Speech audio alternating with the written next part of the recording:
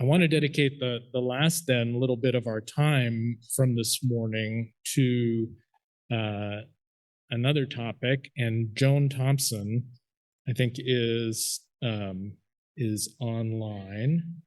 And I want to ask Joan to share with us about the progress we've been making towards a proposal that we would ultimately share with the Council of 12 Apostles and the First Presidency for a new Canada policy on priesthood and relationships. So we've got it up on the screen, the draft policy. And Joan's going to talk to us a little bit about that. Some of you, I think most of you probably know Joan Thompson, but Joan serves on the World Church Standing High Council. And I am so profoundly grateful that with everything she has to do, she's made time to help us move forward on this important matter. Our current policy on priesthood and relationships has left so many in Canada hurt and excluded from ministry, even when local leadership would have welcomed their service. And I pray for a more inclusive future. And I'll invite Joan to share a little bit about the process that we've been going through and the next steps as we bring this proposal development process to fruition. Good to be with everyone today, even in this sometimes frustrating, but incredibly blessing technology format. And I'm glad to have this opportunity to share with you about the process we've been going through and what the next steps will look like for the proposed Canadian priesthood and personal relationships policy. So at the 2023 World Conference, Resolution 1327 was passed, and I'll be going through the pertinent paragraphs, one paragraph at a time. So this first one shows that the responsibility for crafting policies or creating policies around priesthood and cohabitation are what we are terming priesthood and personal relationships, because that's a broader term, was given to the apostles for each field. Having tried its best for 10 years, something that the Canadian Mission Centres repeatedly voted to ask the First Presidency to do, the Church has recognized that there is no one-size-fits-all policy that works in every nation and culture. Note that the resolution does not authorize mission center or national conferences to draft and vote on policies. The intent is that each apostle will assess the level of consensus in their field in order to craft policy. Note also that there may and likely will be a need for additional guidelines and practices to be developed. At this point, we are focusing on a policy statement only. That's kind of enough to focus on, to begin with. Once that is finalized and approved, we can look at any additional guidelines that may be needed. WCR 1327 also outlines the approval process that will be followed. Once our apostle is confident that there is a significant consensus of support from the membership around a proposed policy, he will write a proposal that will need to be presented in 3 languages to the full Council of 12 for their review and approval. There might be, likely will be, significant changes during that review process. Then the revised proposal goes to the First Presidency for their review and approval. we can anticipate that there will be consultation with various experts and stakeholders during that process. Because the final policy may look significantly different from what ART initially submits to the Council of 12, our decision has been to wait and see what the final wording of the policy is before assessing whether additional guidelines or practices need to be developed. As a whole, any potential package of policies, practices, guidelines, and definitions needs to be in harmony with the current Community of Christ IMMB. That stands for Identity, Message, Mission, and Beliefs. In particular, it needs to be based on the relationship principles found in section 164, paragraph 6 of the Doctrine and Covenants. One thing to be noted is that everything mentioned here is referred to as principles as opposed to rules. Such principles focus on general guidance in making ethical decisions. Principles allow for some discretion around varying circumstances, whereas rules tend to be black and white and generally need to be strictly enforced. In rapidly changing cultures such as ours, principles tend to have lasting impact, while rules can quickly become outdated. Add in these additional principles, and it becomes apparent that this is a very broad scope and a very complex process. As you can imagine, crafting a single policy statement that covers all of the above and that every member supports is virtually impossible. But in Canada, we haven't been starting from ground zero. We've had 10 years of discussions and Mission Center conferences passing resolutions to go to world conferences requesting a new policy.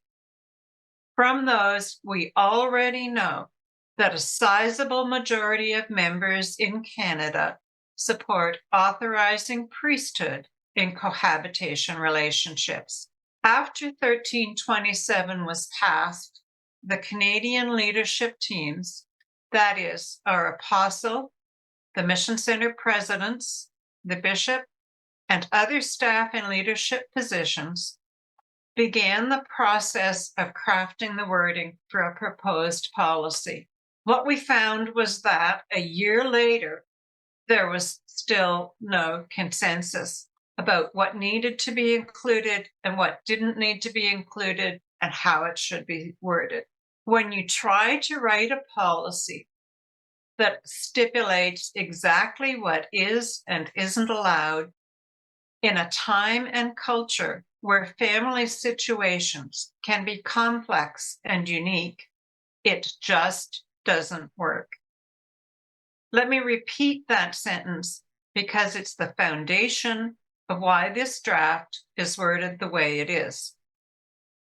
When you try to write a policy that stipulates exactly what is and isn't allowed in a time and culture where family situations can be complex and unique, it just doesn't work. We took a hard look at what we believe the Canadian members want the policy to accomplish. What it boils down to is that a significant majority, not everyone, but a significant majority do not want to have cohabitation or other unique personal relationship types to be an automatic and universal ban to priesthood. And just as with all other aspects of the priesthood calling and approval process, we want the promptings of the Holy Spirit and the discernment of those involved to be the most significant factors. Phrased another way, We want to trust in the promptings of the Holy Spirit and the discernment of all those involved to be the most significant factors. So we crafted a very simple draft statement. It is positioned by referencing and upholding all the existing World Church documents that relate to ethics and values for personal relationships and for priesthood. It acknowledges a cultural shift away from rules and towards prioritizing values and principles. And it upholds both the blessings of the sacrament of marriage for those who choose it and the principles found in section 164. Then it simply says that regardless of anything to the contrary in any of the existing policy documents, for Canada only, there shall not be any automatic or universal ban on priesthood because of non-traditional personal relationships. It is, in effect, a non-policy policy. We're not adding anything. We're removing the automatic ban. All other existing practices, all checks and balances into our priesthood calling and approval process remain in place. One of those practices in the community of Christ is based on the principle that ministry must be received as well as given. The people must be willing to receive the ministry as well as the candidate willing to give it. And therefore, congregations and mission centers are always given the choice of whether or not they will accept each potential candidate as a priesthood minister. To the best of my knowledge, we don't have any specific policies that allow or bar persons from priesthood based on any other aspect of ethical behavior, such as how people treat their children, which is certainly talking about the most vulnerable among us who need to be protected, or on whether they cheat on their taxes or commit insurance fraud.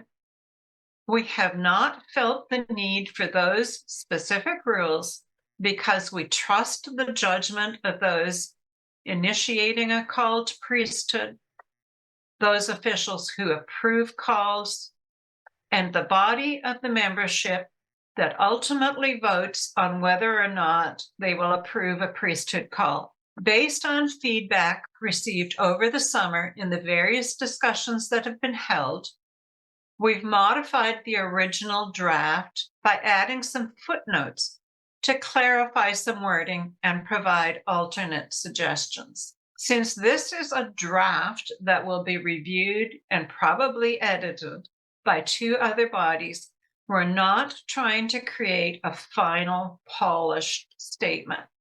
We're focused on being clear about the intent. We're aware of many questions and concerns that have already been raised. There are 2 online discussion sessions open to all members in Canada, scheduled in early November. We hope that everyone will take the time to attend one or both of these sessions so that we can discuss together. In the week following the discussion sessions, an online poll will be open. We want to emphasize that this is a survey of opinion, not a vote. This is not about whether you want to be supportive of leaders or other people whose opinions you value. We are asking for your honest opinion and your position on several questions around this proposed policy. You will be asked to rate your level of support for the intent of this proposal. We want to hear from as many members as possible, so please pass this information on to the rest of your congregation. The poll results will be used to determine whether there's a statistically significant consensus for this policy. We've been mentioning the figure of 80% since that was the number used for the 2012 Canadian conference, but that's not a hard limit here. What will be important is whether ART, at the end of the polling, believes that there is a large enough majority in support to proceed. If not, it will be back to the drawing board. We value all perspectives and hope through this process to find unity through our diversity. At the end of the process, as with every other decision within the community of Christ, we value, accept, and trust in the will of the body. This slide shows the anticipated timeline between submitting a proposal and final approval. Polling should be completed before the middle of November. That gives Art just a few weeks to complete his proposal and get it to the translators in order to be ready for the next Council of 12 meeting in mid-January. It's possible they might approve it in January. It's also possible that there might be some back and forth needed before approval. So the earliest it might go to the first presidency would be February, but it will likely be later than that. Both the Council of 12 and the First Presidency are in the middle of significant personnel and assignment changes.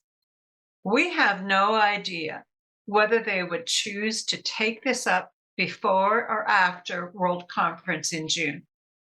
So realistically, we believe that the earliest a policy might be finalized and approved would be next summer, but that it might be longer than that. So that's a quick overview of the process and the rationale behind it all.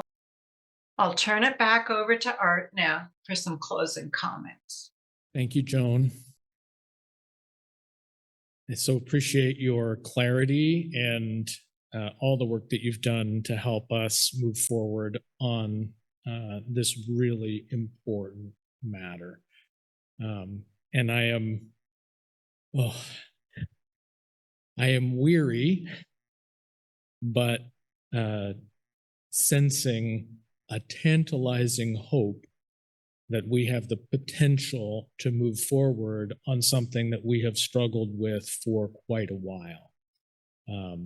So with that said, I also just do encourage you to continue to share thoughts, opinions, participate in the sessions that we will have.